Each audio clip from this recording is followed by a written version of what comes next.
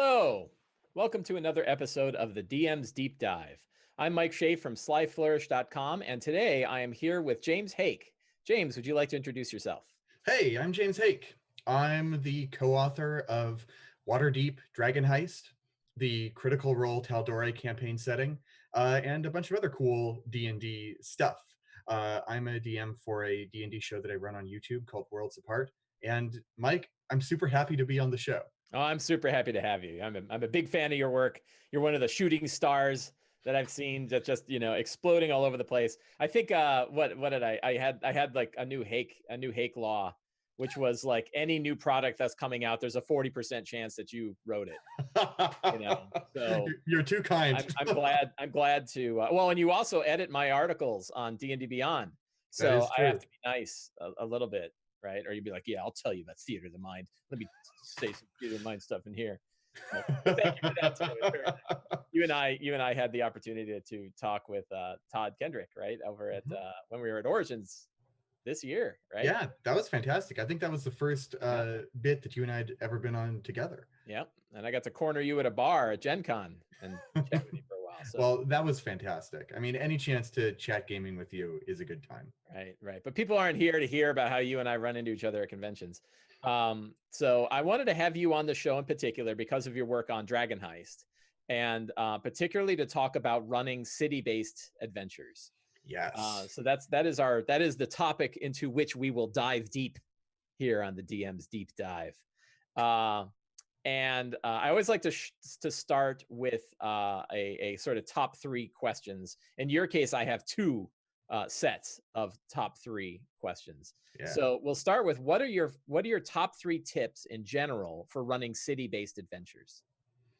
That's a really good question. City-based adventures are really totally different in scope and preparation from normal D&D adventures, mostly because a city has so much more structure than the wilderness. I mean, there's the obvious one. I mean, there are roads. There's a grid in Waterdeep, much like in New York. You can't just wander willy-nilly. You can't walk through someone's living room. I mean, I guess you could. Yeah, I guess you can walk through someone's I living room. think in your adventure, you end up walking through some people's living rooms. Yeah. But and this brings us to the first thing. If you do that sort of thing, you'll have the city watch on your tail in a New York minute. And that brings us to the very first point, is that there are laws, there are rules that are imposed upon your characters, not just by the dungeon master and sort of their alignment or morality, but you have to obey by the laws of Waterdeep. And that alone makes Waterdeep not just a setting, but it kind of makes it a character. It makes it a player in the game. It's sort of a meta character that encompasses many different people and roles, but the city and its many wards have distinct personalities and behaviors. And if you mess with Waterdeep will mess with you. you have to got a lot of tools to mess you up with too. Oh my God, yeah. And I think there's a good balance to be struck there, because if you as a DM are too punitive with Waterdeep's tools of messing you up, your players will start to resent you, and they'll start to resent the city. They'll be like, let's get out of here. I mean, we can't. I hate this place. Let's go back to Daggerford. Yeah, or can we go back to the Tomb of Horrors or something? Right. I just want to, if I'm going to get my teeth kicked in, at least I want to do it in an ancient tomb. Yeah. The nice thing is you are not far from an ancient tomb in Waterdeep. You just find a hole and crawl into it, and you'll probably end up 23 levels below. and that's the joy of the whole Waterdeep saga that Wizards came out with, is that, when Chris Perkins and James Intercasso and I were talking about Dragon Heist, we were talking a lot about, well, what if the players don't want to be in the city for very long? There was kind of this baseline assumption that after about 5 levels of adventuring, the length of Dragon Heist, they'll kind of be done with it for a little while, and they'll want to go somewhere else. I mean, you look at the last city-based adventure that we had, and it was like the first chapter of Tomb of Annihilation.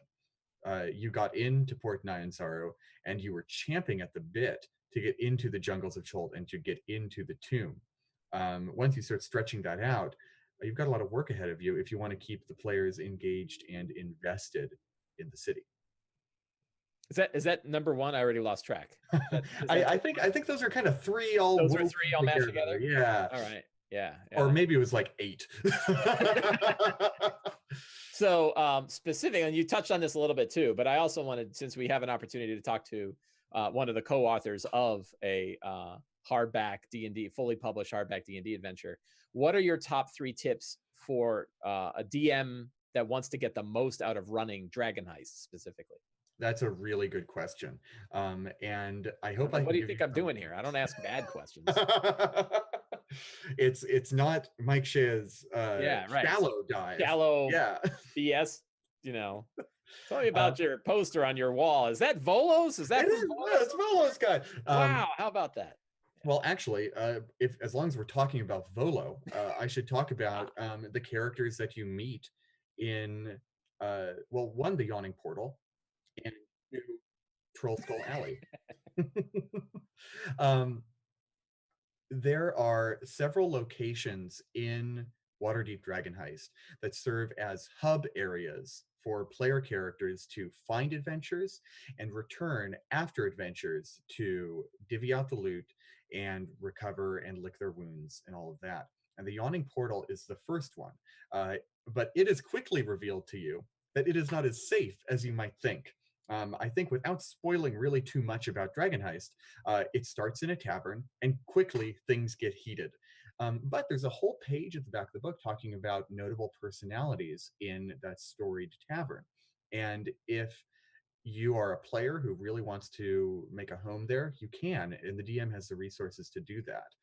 Um, but I really want to talk about the place that means the most to me in Dragon Heist, and that's Troll Skull Alley. Um, when we were originally creating this book, or when we had the story Bible, the outline, before any chapters had been formulated, there was this idea that you would sort of find your way into a house, and it would be somewhere in Waterdeep, and you kind of get to live there and recover and return there. But there wasn't anything surrounding it. And so I have a lot of investment in Troll Skull Alley because I created this ecosystem full of NPCs and resources for the players that they could use to uh, quickly interface and learn emotionally what Waterdeep is. There are people from all walks of life, uh, all uh, all backgrounds and origins in Troll Skull Alley. There are some people who are not humanoids. There are some people who are not from the Sword Coast, right? All of that. And you get to know these people over the course of the adventure, or that's my hope at least. I think players who are really just kind of gung ho about getting into the adventure and finding the MacGuffin and getting to the end of it really lose out on the character of the city and the heart of the adventure if they don't take the time to delve deep and learn about what makes the city and its people tick. And Troll Skull Alley is a great place to do that. Yeah, and I think the adventure actually specifically describes. I don't know if this was your. I mean, I don't know which part comes from which person, so you can tell me if you want. But it specifically is designed for you to spend some time there, Yeah. right? It's not. It's a short adventure in level range and in sort of the seed that's there. But there's an expectation that I think between, I don't know if it's after chapter 1.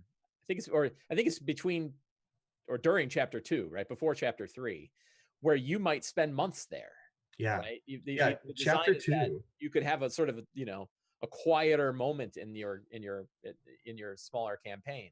Yeah, and there's a lot of good reasons for that. One might be if you suddenly have a change of heart and you want to use a different villain because they're tied to the seasons, you can just sort of advance the clock a little bit, staying there in your new home, and get to summer if you started in winter. And you really want to use the castle lanterns, but you started in winter because you wanted to use Manchun at first. You just need to get things going. Um, and the other reason brings me to my second point, and it's use the factions. The 5 factions, Lord's Alliance, Emerald Enclave, Harper's, Order of the Gauntlet, and Zentarim, have been mainstays of the Adventurers League for many years. But they've cropped up, mostly in first level story hooks for the hardcover adventures. But I don't think they have ever been as integral to the heart of a hardcover adventure as they have been in Dragon Heist. And it only makes sense. The city is swarming with faction agents, and they all want something. None of them are quite as gung-ho about the treasure, the cache of dragons that it becomes the main thrust of the story, but they're kind of at each other's throats. There's kind of a little Cold War going on, and they all have these missions that they can send their members on, and will award you renown. And I admit that renown in Waterdeep Dragon Heist isn't quite as deep as I would have liked it to be. This adventure is strapped for pages in certain places, but if you go cross-book and you take a quick look at the Guildmaster's Guide to Ravnica, they do renown and faction involvement in a really cool way over in that book. And I think you can steal something from Ravnica's guilds and really make the faction system here sing, because their missions are fun. They get you involved in the city. There's a talking horse, right? There's all sorts of weird stuff. This is it's sad that this got cut. In an early draft of Dragon Heist, Strix from Dice Camera Action was in a faction mission, and she's still in the book in the Yawning Portal to a certain degree. But there's all sorts of really neat stuff happening in those faction missions. And when I was playtesting it, I found that it was a great way to warm up into a session by just having a faction mission begin the session. They last about an hour, maybe 2 hours if you're really riffing, but it gets the players warmed up. It makes them feel like they've done something concrete, and then they can start sort of noodling around in an endless investigation, this hunt for the MacGuffin if they want to. Yeah, there's also one of the things I really liked about it is that there are different factions as well. You have those core five, but you also have the Grey Hands, you have Brigand Darth, you have if you want to, like Xanathar. there's some other interesting groups that get introduced as well. And I don't know if other people's games went like mine did. So I was in the playtest for it. They started with the Grey Hands and then slowly started making their way over to supporting the Zhentarim. Or not the Zhentarim, the Xanathar's Guild. Oh, yeah, that's even worse. They kind of, they sort of ended up like, well, we'll kind of do, and that ended up being some tense discussions both between the Xanathar and what's the name of the High Mage? The one that runs, not Laurel Silverhand, it's Vajra. Yeah, Vajra Blackstaff, right? The Blackstaff. And they had harsh conversations between those two. Like, they talk about a rock and a hard place. Cool. Do with them. Here's my third and final tip to DMs trying to get the most out of Waterdeep Dragon Heist, and it's feel free to discard anything in the book. I hold parts of this book near and dear to my heart. They're really precious to me, but I give you permission, and nay, I demand of you, don't get precious with the text of the book. It's there to serve you and what your group needs. And I have gooned myself in the past by trying to stick too closely to the text of an adventure. And in a book like this, in a city adventure like this, where it can, there are so many deep layers beyond simply what the book is able to provide you, just because of the realities of printing a book. What you come up with personally and what you riff off of, my ideas and James's ideas and Chris's ideas, will, I guarantee you, be better than anything we've written purely out of the box.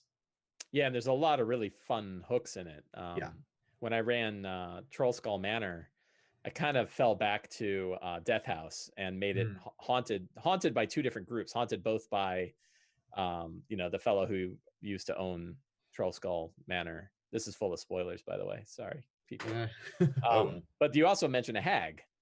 That it had previously been owned by a hag, and I was like, "Ooh, I'm hanging on to that." And then I had the hag is not dead, right? And she's coming back, and she wants her place, and she's kind of filling the minds of the people that live there. And the great fun is they spent like this night of horror surviving in Trollskull for one night. No one has, right?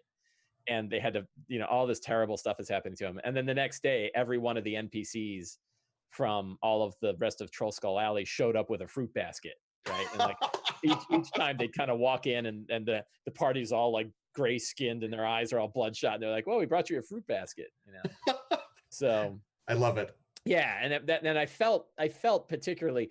So the hard part is I was playtesting it, so I was like, well, I can't deviate too much. Like the whole point is whether or not this thing works. But there was still a fair amount of deviation, Mm-hmm.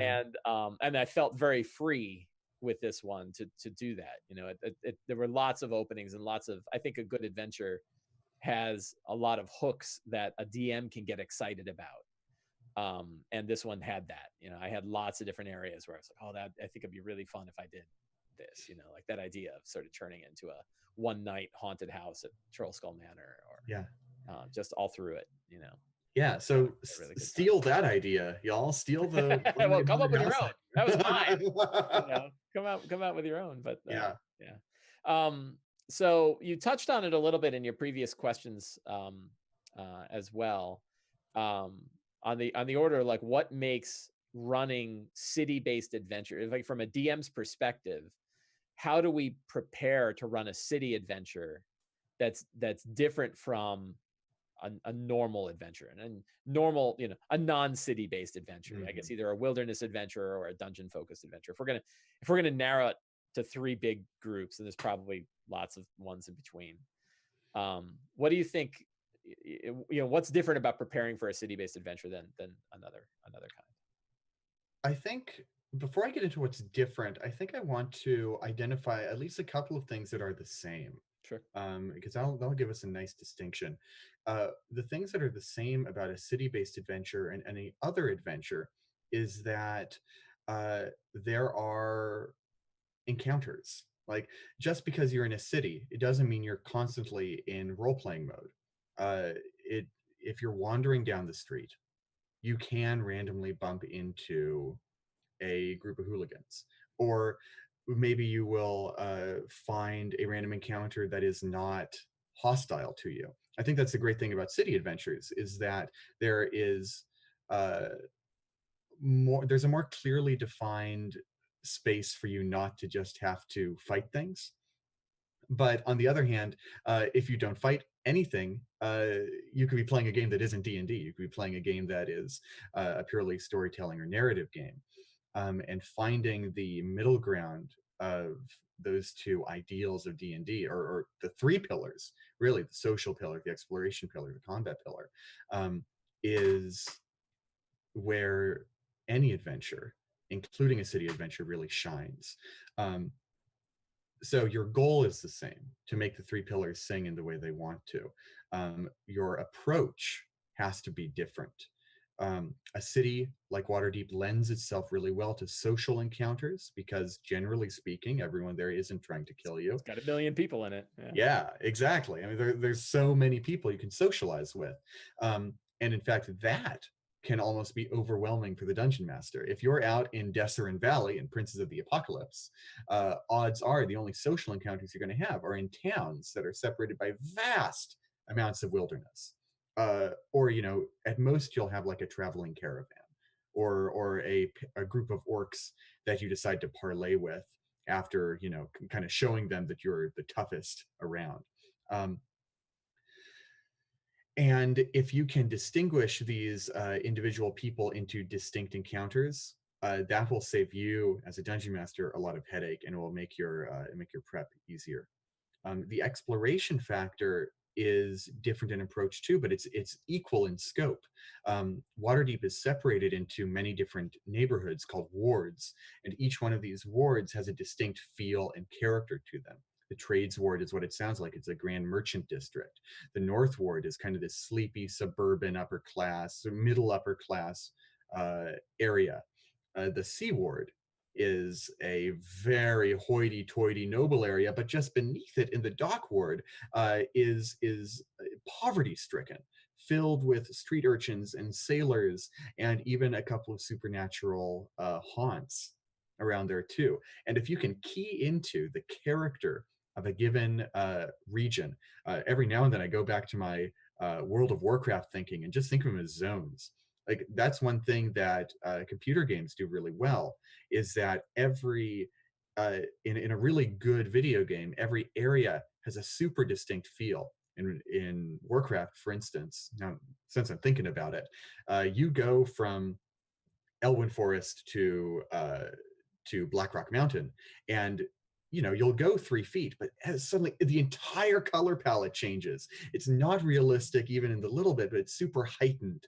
And if you as a DM can tune into that heightened reality, then you will get it across to your players. You will communicate well with them. That's something I found as a DM, is that you have to really heighten what you're saying. You can't rely on subtlety and nuance too much, because the players aren't reading your mind. The nuance gets lost in translation a lot of the time. So if you can be big and bold and brash and have big ideas and big colors, then every one of those neighborhoods will make distinct sense, and they will remember what's special about each one. You don't have to exposit all the time. Yeah, bringing up WoW is an interesting thought too, because one of the things that it does is when you start at level 1, you are in a very tiny city. It's not even a city. It's like 3 NPCs, 3 houses. Yeah. teaching you how to stab boars, kobolds with candles on their heads. Mm-hmm. And then the quest sort of leads you to the bigger city, and like it's 10th to 15th, 20, I think it's about 15th-ish level, right? Something like that. Yeah, where before you step into one of the bigger cities, and then it's big, and you're going to spend some time figuring that place out. Mm-hmm. And I wonder how well that translates too. Thinking about Dragon Heist, like the nice thing about, like, you're in the yawning portal, and then you're running around a bit, and then you end up in Troll Skull, and like kind of everything you need is in that alley, like one alley in this giant city. Mm-hmm.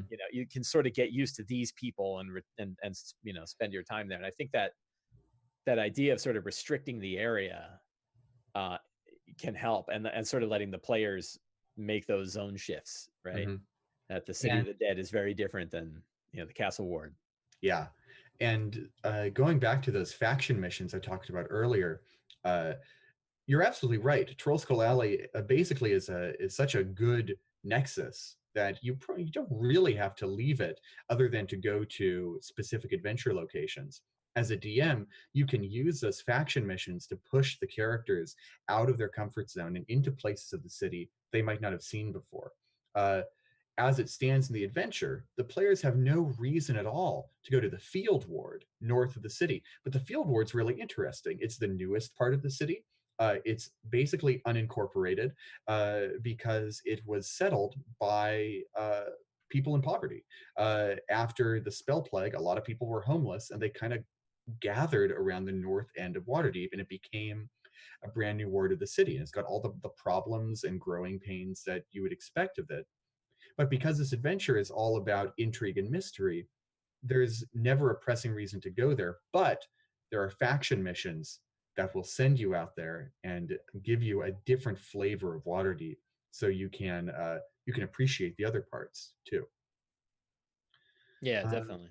Yeah, I have one last tip before we go on, and this it's kind of 2 in 1, but it's about people. Whenever you are approaching a new area in Waterdeep, have in your mind 2 characters at least. I mean, if in an ideal world you'd have a bunch all ready to go.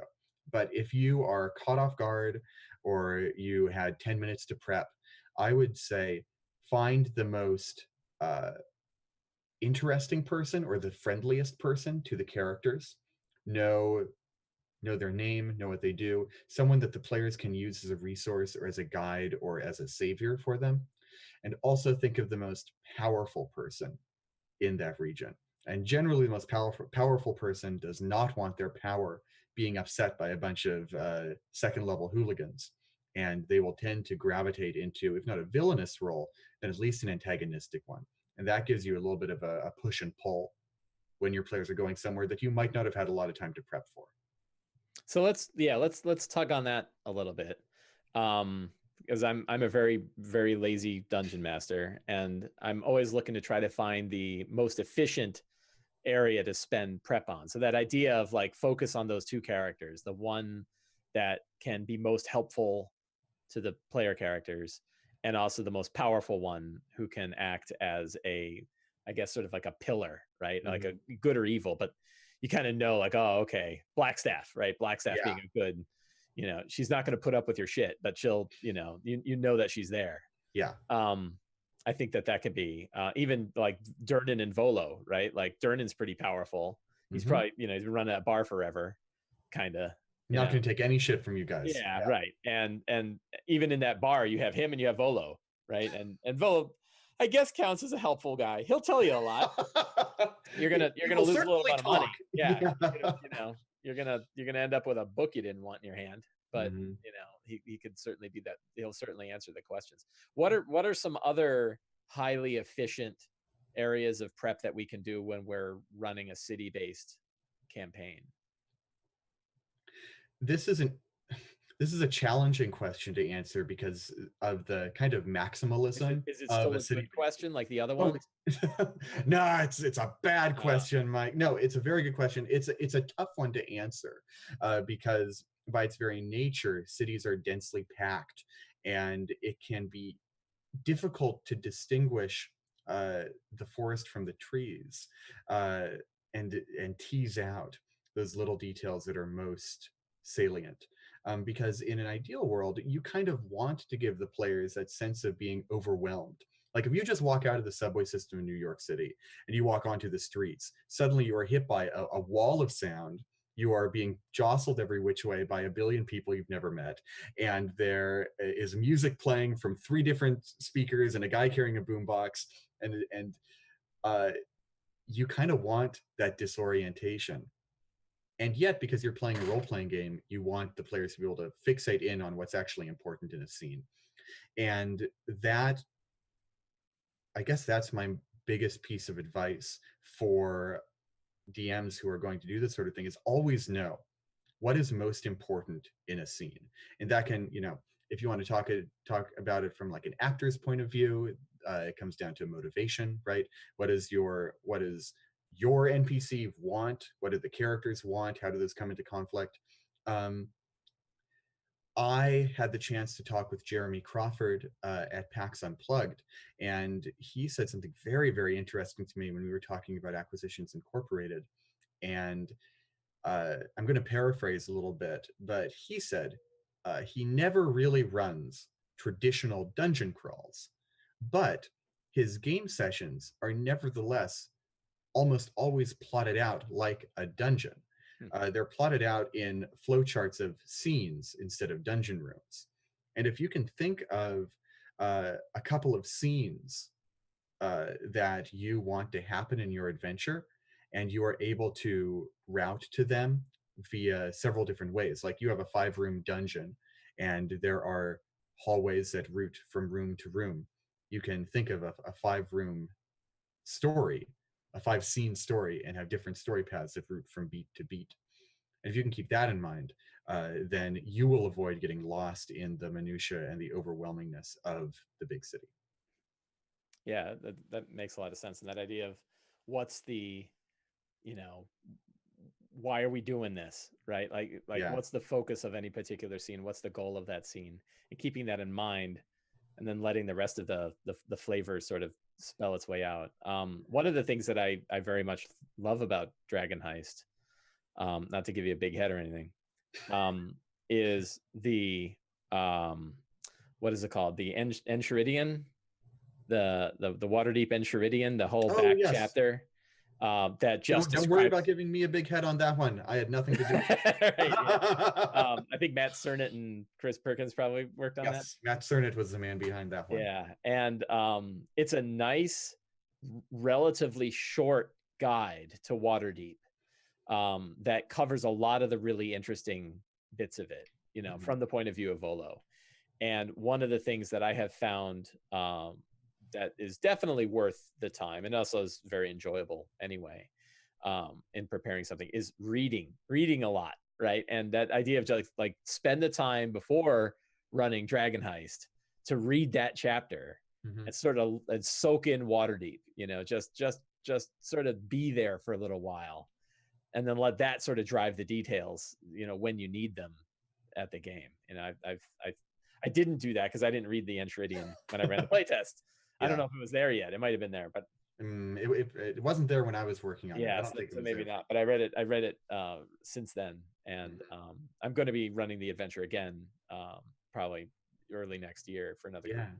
And that's a really good point, having that in my head will, having all because that kind of stuff in my head is really helpful. Right. Yeah, when I was running sort of the alpha playtest while I was writing it, I found that I could improvise a lot because I had forced myself to become a master of Waterdeep. Mhm. I could, if nothing else, I could give you kind of a two-sentence description of each and every ward in Right. Waterdeep, and if I didn't know it by heart, I knew in the book where I could find an NPC that was of some importance there. And so it kind of seems counter to the lazy strategy to like go ahead and memorize some stuff. But if you can get in the headspace of Waterdeep, if you can kind of know by touch your way around the city even a little bit, then you'll suddenly find that you can improvise all sorts of things, and that prep, long laborious hours of writing stuff down on paper, uh, melts away just by having read that stuff. You're totally right. Yeah, and there's I think there's at least two previous um, supplements that are available on the DM's Guild Hmm. for earlier versions of Waterdeep. Mm-hmm. Um, and I dug into those a bit, and they're pretty paralyzing in their levels of detail. Like, they have like 500 places. Yeah. And, like they really they were exhaustive. And one of the things I think that Dragon Heist does well with the Enchiridion is like, let's not overdo it. Mm-hmm.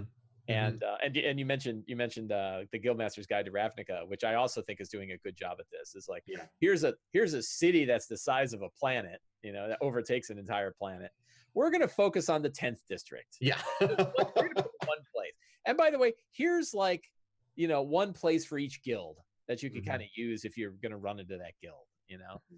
And I thought that sort of macro to micro view was really useful, and not something that I had seen in sort of older second edition era products. And I think it can help. I think that helps a lot, particularly Yeah. when time is a factor. And on the flip side of that coin, I know there are people who are like, "There's not enough Waterdeep in Dragon Heist," and I'm like, "Oh, sure, that's fair." But yeah, there's Go get also the like guild, yeah. like two gigantic source books about it that already exist, and they're like Right, right. $5 in PDF or And I something think, like that. yeah, I think we undervalue that old content, right? We think like, well, it's not fifth edition, but it's like, there's no difference, right? I mean, it's like it's 100 years, right? It's the fact that it's set 100 years earlier is far more of a potential issue Mm-hmm. than that it was written for first or second edition instead of fifth edition. Yeah. Because the difference between first and second and fifth is not as extreme as we think, Mm-mm. and yeah, they're I'd say the only difference is like, clearly a product like Dragon Heist has benefited from 40 years of experience writing these kinds of products that Yeah. those older products did not have. They went verbose, Yeah. and many times they went verbose and dense. Mm-hmm. Vice, like taking that sort of macro to micro, view that a book like Ravnica. So, have you read the Guildmaster's Guide to Ravnica? Yes, not in its entirety, but I've read through that 10th district stuff and the part on my guild. I'm playing in a Ravnica game right now at my local game shop. Are Playing a you running, Loxodon. or you're playing one? I'm playing in it. It's the first game Okay, I've played in a that's long nice. time. I'm super happy about it. Yeah, And I'm playing this Loxodon Paladin because I needed to just dive right into what made Ravnica, right? sure. Uh, and so I read what I needed to know about me. I read about the 10th district, the core gameplay area, and I read about my guild. And Right. suddenly I've got a great idea of who I am in the world, what the world means to me, and how I can interface with other people. Has And has it took me like half an hour. Yeah, you Yeah, know? right. Yeah. It's a great book. Yeah. Um, have any of your experiences playing in that game given you any thoughts about how city games differ from normal ones? Are there either things you're seeing, not to shine a light on your group if in a bad light, but is there anything you wish had been happening that isn't? Oh, I couldn't tell you anything about that. We've only played one session so Oh, far. okay. Yeah. Uh, Gotcha. but while at the exact same time that I was writing Dragon Heist, I was also working on a book for Kobold Press that was the Zobek Gazetteer, their Ah, own fantasy metropolis in the Midgard campaign setting. yeah. So that summer that I was writing, I was just embroiled in city adventures of very much the same sort of high fantasy milieu. Um, and what can I say about it? It is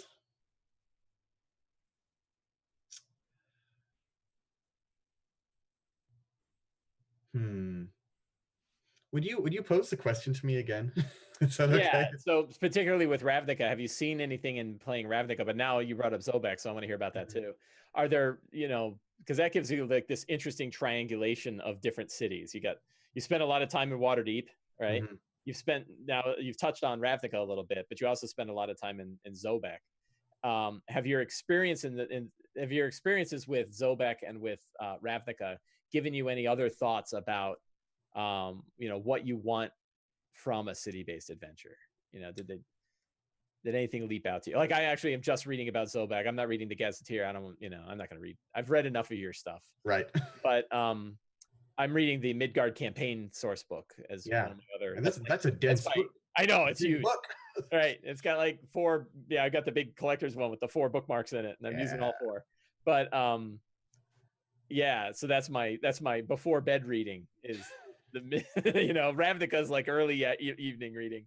Yeah. Um, so it's interesting to read like all of these different kinds of cities and what they all have to offer. Hmm. I don't know. I Yeah. don't really have a Zobek goes from question. like small metropolis, sort of more grounded. I mean, Yeah. Zobek's got 20,000 people in it, right? It feels like a medieval city writ large. Right.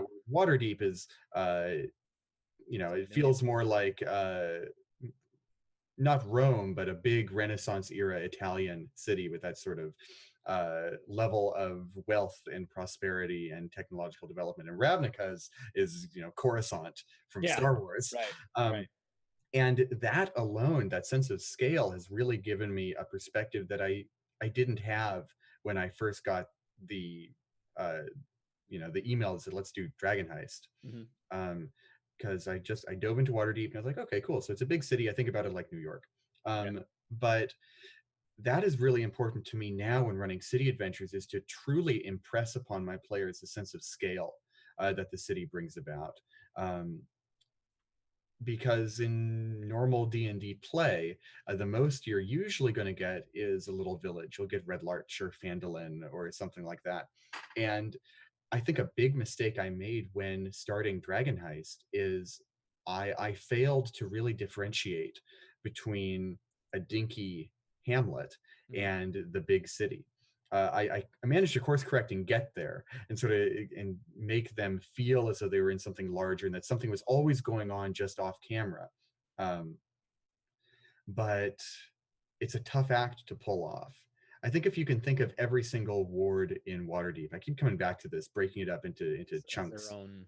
Yeah, if you can think of them all as their own little city, Right. then you can, and you have sort of just an inkling, not a full blown prep or a full blown idea about like what's going on. Uh, did the NPC that they met in the dock ward the other day, uh, has she gone about her business and has her action affected another ward, and has that spiraled out into another action in another ward? If you can show them that actions in one part of the city can explode into new actions in another, a more distant part of the city, then they have this sense that, oh, damn, there's a butterfly effect at play here. Yeah. Wolfgang Bauer calls it stacking powder kegs. I like that expression a whole lot. Yeah. Yeah. Yeah. This sort of chain reaction of events. Mm-hmm. Um, so this question came up. We're going to come to questions that are in our Twitch chat and that were posted on Twitter earlier. But I had one that I don't think was related to our conversation. I don't think you and I had scheduled this yet, Mm. where somebody asked specifically about how to handle high-level characters in a city. Mm. That you hit this riskier time. You talked about the law, right? That like one of the structures of a city that's sort of important to keep track of. And I know it has a pretty prominent pretty prominent role in Dragon Heist. Mm-hmm. Are the laws that take place. And Waterdeep is probably one of the few cities that could handle rogue high level characters. Yeah. Right? There's enough, high level NPCs managing Waterdeep that they could, probably take you on. I think But in general, what can you do to keep the interest of high level characters in a city like that? high level characters in the city like that, it's a matter of, well, what interests high level characters, period. D&D, if you look at the Dungeon Master's Guide, kind of assumes that by that point the characters are off exploring the plains or doing stuff like that. So how do you capture the excitement of exploring the planes and creating demi-planes and making your wildest dreams come true, and fit that into a place like a city. I And suppose you could do what our friend James Intercasso does, which is release 100 Tarrasques. well, that's not a bad idea. If you really want to amp up the stakes, go ahead and release the Tarrasques. Waterdeep is fully equipped to Yeah, handle stuff like that. I mean, it's got those statues. yeah, I mean, yeah, Dragon Heist is like a 1 to 5 adventure, but the back of the book has I would say the monsters included in the book are more often than not above Yeah, CR10. right. There are like 9 CR18 walking statues hanging around. Laeral Silverhand is practically an epic level character. Manchun is walking around with 9th level spells. Mhm. There is a potential for just utter annihilation for a tiny low level party that goes in there, Mhm. which means that even though Dragon Heist as an adventure is not um, perfectly suited for high level play, there is enough in there to serve as a toolbox for you. Mhm. Oh, and while we're talking about it, I want to touch on the villains' lairs. There Mhm. are 4 Yeah, chapters, kind right. of in the back of Dragon Heist, that are these dungeons that are really in no way level appropriate Mhm. to the characters that should be going in there.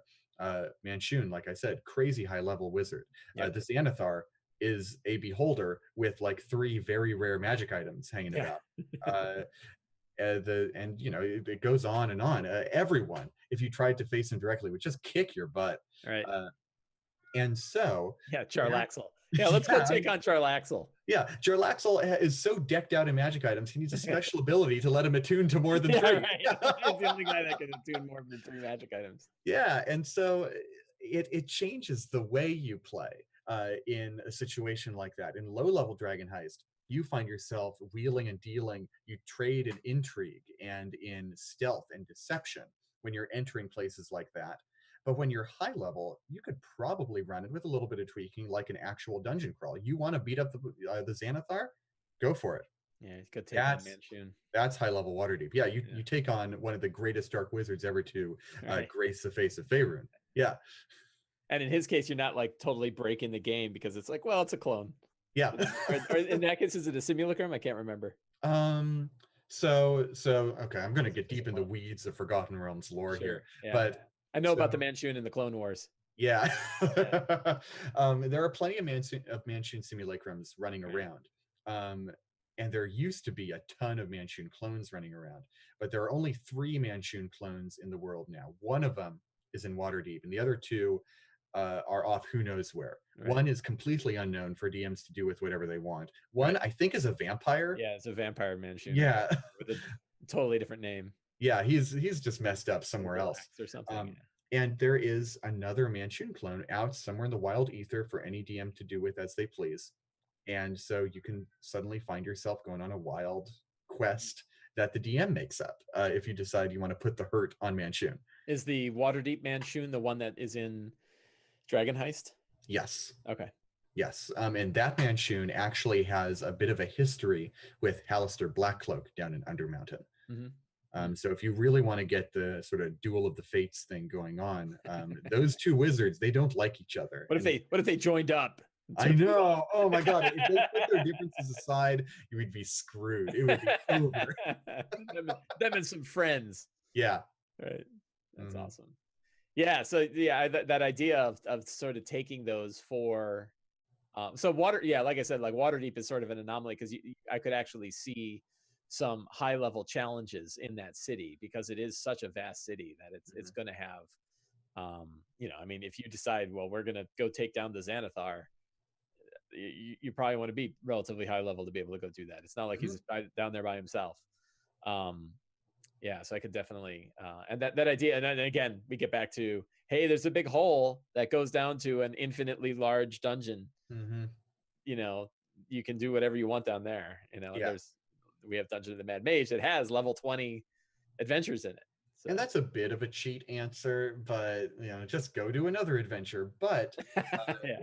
I mean, if you're running like level 20 content, Dungeon of the Mad Mage is it the only published 5e adventure that Yeah, goes up level 20, yeah. Yeah. Then if you're running content that high anyway, you just want that book to pilfer from. You Right. want to have Alistair Blackcloak in your back pocket just to pull out and use against those doggone 20th level characters. Right. Right. Yeah, maybe he hijacks the walking statues of Waterdeep, Oh my God. right? Then it's a Yeah, kaiju take it movie, down. right? Right. Yeah, yeah. Yeah. So one of the criticisms that Dragon Heist got was that it isn't actually a heist. Right. How do you feel about that? I don't describe it that way, but others People out have. there, I've heard, we're describing it that way. Mm-hmm. Do you think we're thinking about it incorrectly? So Dragon Heist is an adventure that has some small heists in it. Right in the middle of the book, it's sort of the mid game turning point. You either run an assault on a manor, or you try and sneak in and pull a heist to get a MacGuffin that I won't spoil any further than we've already spoiled the adventure. And there is a little bit of heisting there, but when it comes to the actual dragons, the gold coins for which the adventure is named, the heist aspect there is a little bit lacking, is a bit harsh, but there isn't really a heist there. Everyone's trying to get it, right? Exactly. Yeah, it's kind of a 32 NASCAR pileup, yeah, more than a heist. Right. But here's where I would describe the heist as being down to the dungeon master and the circumstances of the adventure. The adventure doesn't give you a roadmap saying this is how you do a heist in Dungeons and Dragons.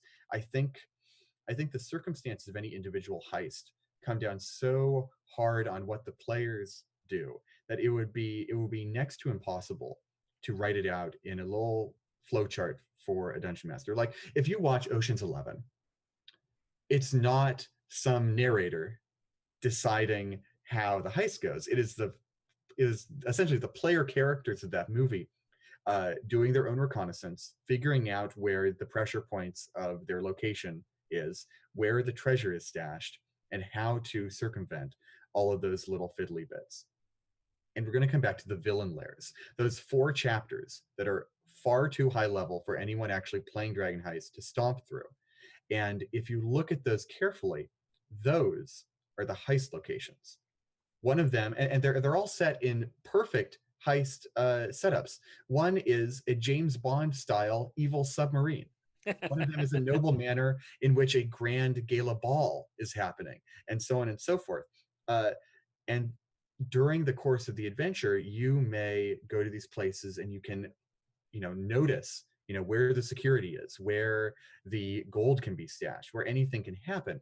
And if you are a player and you're observant, then you will have everything you need to do to pull off a successful heist.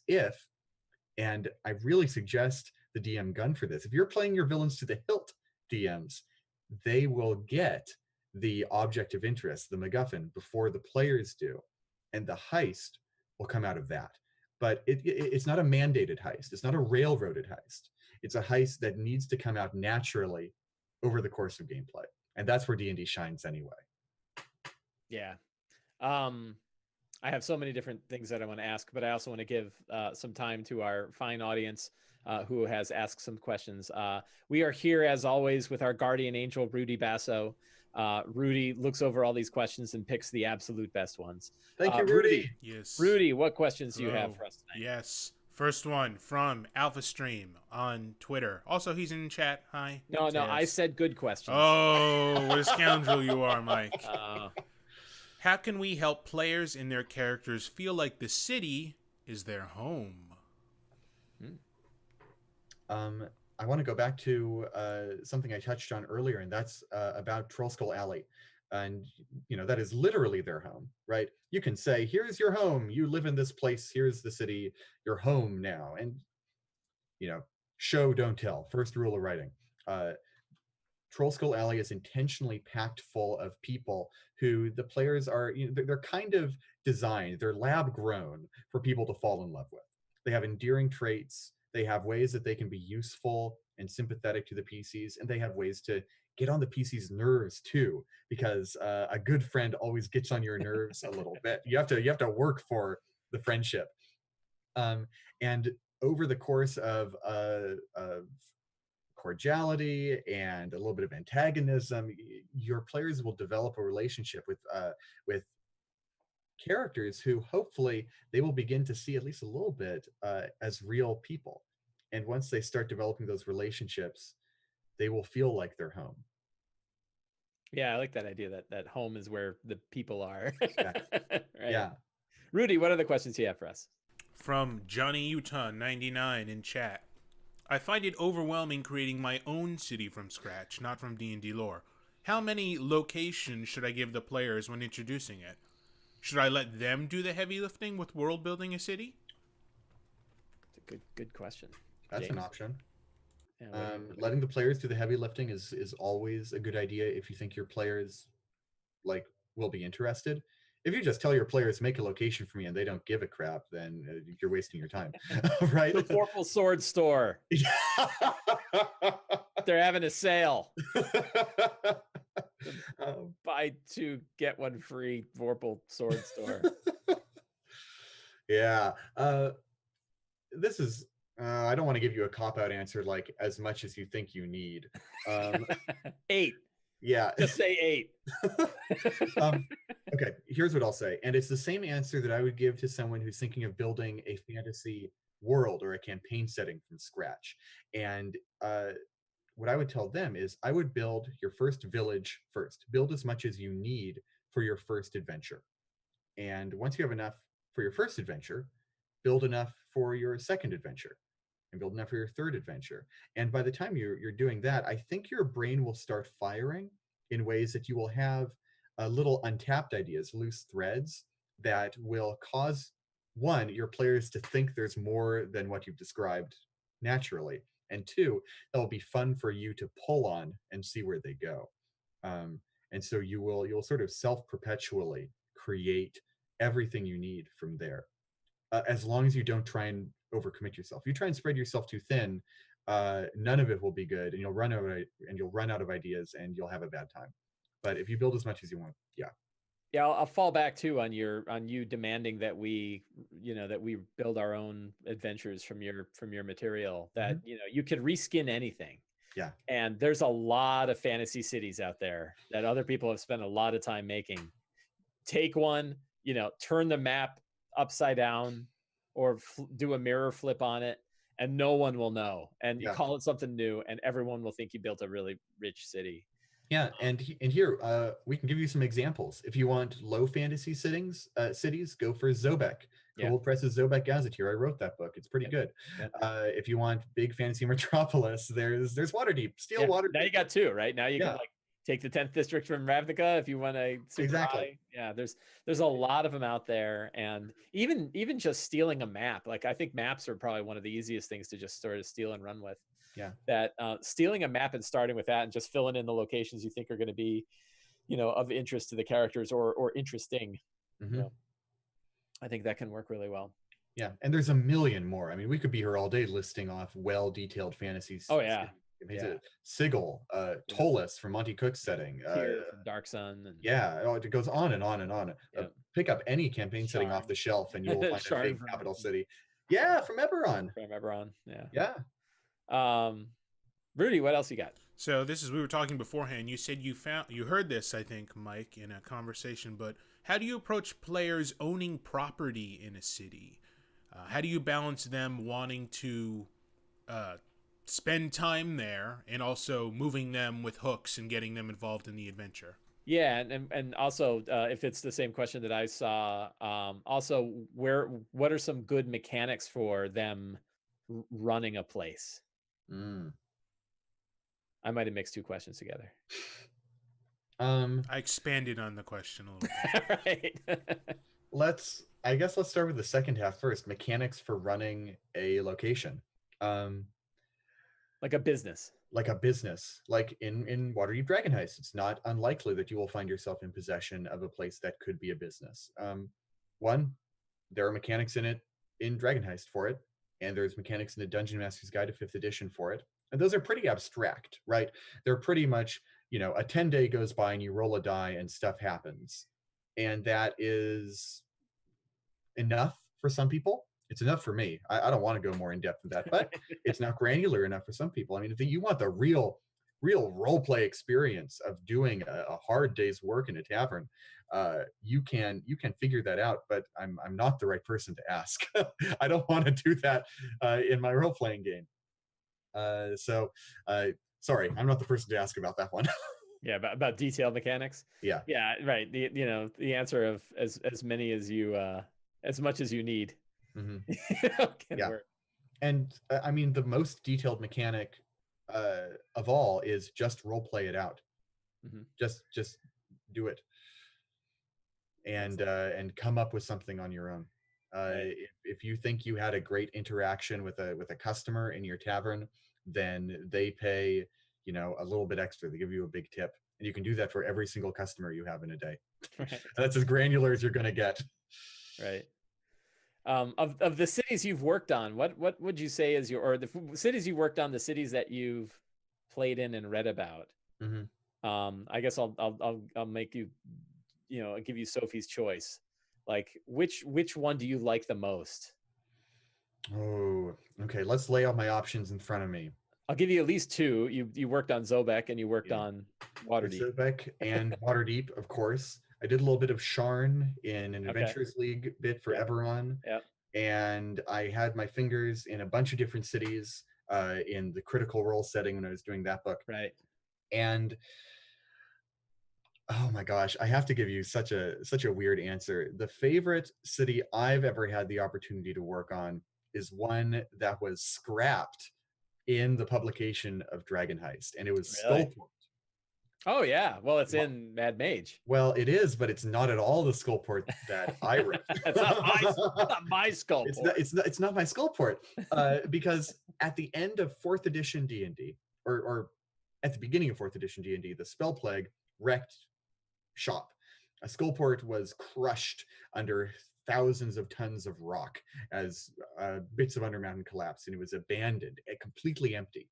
And between 4th edition and 5th edition, it is up and running again, and there's no record at all of how that happened.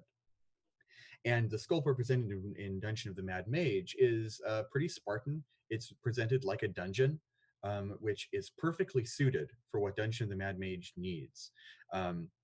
I wrote a big section on Skullport for Dragon Heist of how to get to the Xanathar's lair. And the Skullport I envisioned was this very glitzy sort of Las Vegas meets 1984 sort of totalitarian state, where the Xanathar has these big propaganda posters looming on every street corner, and you can see his palace perched atop the rubble of old Skullport. And there was always sort of neon light magical torches pouring out of gambling dens and fest halls and other sorts of skeevy establishments. And you had to kind of weave your way in, wheeling and dealing in the same sort of intrigue that you had going in Waterdeep Dragon Heist in order to get through the city, because it's full of like mind flayers and yuan-ti and super powerful drow, and you wouldn't last 5 seconds in there as your 4th level characters if you were trying to bash your way through. But if you're trying to be sewer rats going through, then you might live. And I was really sad to see that Skullport go, but I understand why. This book had to shed some pages in order to give them to Mad Mage, right? This book was originally conceived as 256 pages. It's something like 220 now. And Mad Mage is a 300-page monster. It's enormous. Yeah. Right. And I think the Skullport they did for Mad Mage is exactly like what that book needed, but I dearly miss the Skullport I made for Waterdeep. Who knows? Maybe, hey, there's an opportunity for the DMs Guild. Yeah. Because I'm sure you're not busy. I'm not doing anything. Yeah, nothing's going on. Yeah, and if nothing else, it always James Haeck's Skullport. Yeah, and if absolutely nothing else, it lives on in my campaign setting. Right. I don't need to publish every good idea I have. I never could. That's funny. I'm like, if I have a good idea, I publish it. If it's otherwise, I'm stealing good ideas from my game. Right. Yeah. Excellent. James, it has been a wonderful time with you tonight. I really appreciate you spending time with all of us to talk about city-based adventures. Again, love your work, and have used some of it already, and will be using it again very shortly. So thank you for all that, and I can't wait to see what you bring over the years to come. I often talk about you, and I'm like, here's all this thing did, and he's like 19. I know you're not 19. Not that young. But I'm like, we might have this guy for like 30 years. Yeah. Think of what we're gonna have in the future. Well, I hope you do. I hope I've got 30 more good years of game design in me. If not, we'll all meet at a bar and at Gen Con, and like, man, all these young kids, man. So, no, really appreciate your time with us tonight. And thank you so much, Mike. You're so kind to me. It's great talking to you. Sure. And answering the questions of chat and everyone around here. So where can people find you, and what are the big things you mentioned a little bit about the big things you're working on? What do you want people to aim towards now? Yes, so you can always find me on Twitter at James J. Haeck. I waste a lot of time there. I post announcements about every new thing I do there. Right now, my big projects are I'm working as the lead writer at D&D Beyond. So all of the article content that you'll see on D&D Beyond's front page, if it's not by Mike Shea, it's by me. Yeah, again, I think we could do a statistical look about how many of them are Mike Shea and how many are James Haeck, and probably. Well, for the next month at least, half of them are going to be Mike's. He's got some good stuff coming up there. And frankly, I've got some good stuff coming up too. I really hope you take a look at it. I am DMing a D&D adventure show called Worlds Apart. It is only on YouTube. It is not streamed at all. It is edited kind of like a video podcast, just the way I like. I don't like any dead air in my shows. And I am doing it in my own personal campaign setting. It's all original ideas with some Kobold Press monsters thrown in there for good measure. I have a lot of fun making it. I think you'll have a lot of fun watching it. YouTube.com/Worlds Apart. You'll find it right there. And those are my two big ideas. Is that a cat? Do I hear a cat? I'm being visited. Got to see the cat. Here she comes. Oh, goodbye. Hey. Goodbye, everyone. Thank you so much. Yeah, Rudy, thank you very much, as always, for putting all this together. And thanks to everyone in chat and everyone for tuning in. Yeah. Everyone have a great night. Bye.